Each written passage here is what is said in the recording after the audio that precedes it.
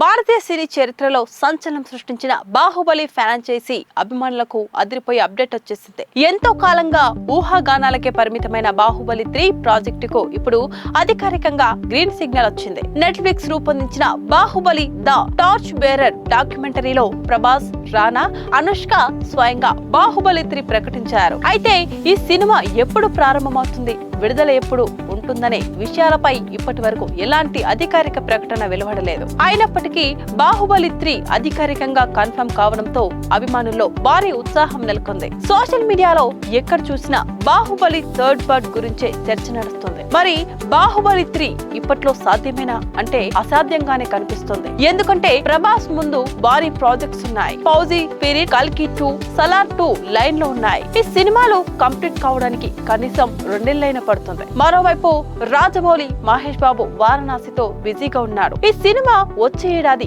April 7న release కు schedule చేయబడింది. దీని తర్వాత రాజమౌళి స్టెప్ ఏంటనేది ఇప్పుడే చెప్పలేదు. ఒకవేళ బాహుబలి 3 ఆలోచన చేస్తే ప్రభాస్ అప్పటికి కాస్త ఫ్రీ అవుతాడు కాబట్టి ఉండే ఛాన్స్ ఉంది. కానీ రానా పెద్ద సినిమాలు చేయడం లేదు. అనుష్క పూర్తిగా సినిమాలకు దూరం అయిపోయింది. మిగతా కాస్టింగ్ ను సెట్ చేయడం అంత ఈజీ కాదు. ఈ లెక్కన చూస్తే బాహుబలి 3 ఉంటుందని ఖచ్చితంగా చెప్పలేదు. ప్రస్తుతానికి మాత్రం ఈ అనౌన్స్మెంట్ ఫ్యాన్స్ కు ఫుల్ కిక్ ఇస్తుంది. మరి రాజమౌళి ప్లాన్ ఏంటో తెలియాలంటే ఇంకొన్నాళ్ళు వెయిట్ చేయాల్సిందే.